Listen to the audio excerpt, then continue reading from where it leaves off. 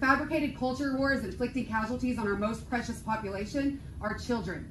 We're now short a Secretary of Education, schools are missing grant money, teachers are leaving in droves, and you're not doing your job. You make videos in an official capacity, ranting in your car, like a child crying to his mom about a boogeyman that you and Moms for Liberty created. And speaking of Moms for Liberty, guess what? There is a nifty policy in parental school handbooks called Parental Opt-Out. Read your parent handbook.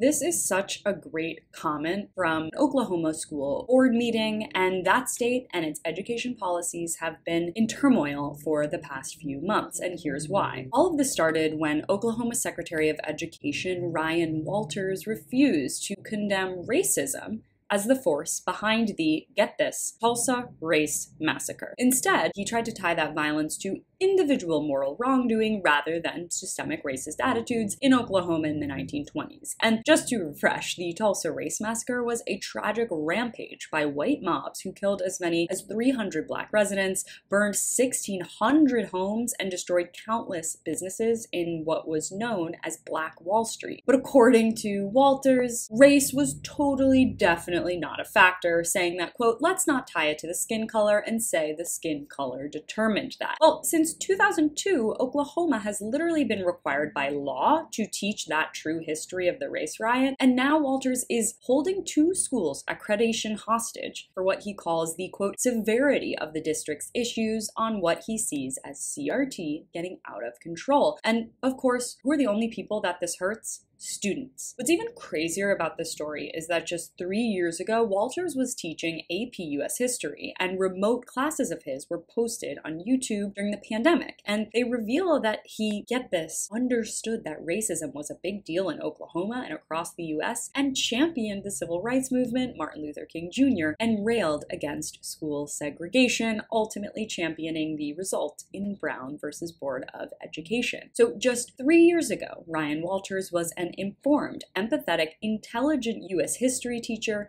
but what happened once he was appointed Secretary of Education? Did he read a ton of research by right-wing philosophers bashing Marcuse, who is thought to have invented CRT, and thoughtfully debated his thinkings and spent time reflecting on how the American education system might be failing the youth? Of course not. He realized that he could get way more power and a friendship with Donald Trump if he spouted right-wing nonsense. A true state superintendent wouldn't be using their office to catapult them into political stardom. They would work diligently, efficiently, humbly, and with integrity to make sure all children in Oklahoma, regardless of race, religion, cultural background, sexual orientation, or gender identity, receive a well-rounded education in a safe and inclusive environment.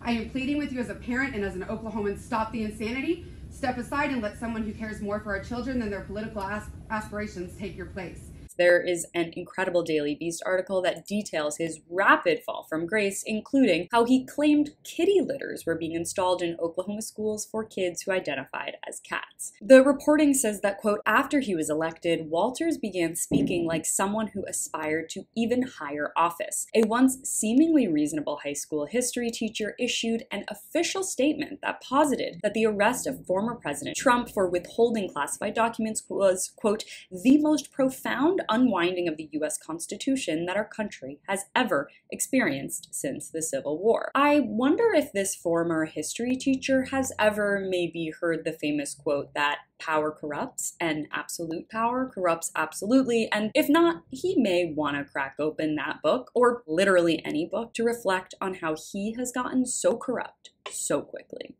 For more of my coverage on The Breakdown, stay right here. You can watch my latest video on Fox News melting down over the word Karen by clicking on the link in the description box below. Thanks so much for watching. You can follow me on all platforms at CaroJohnson917.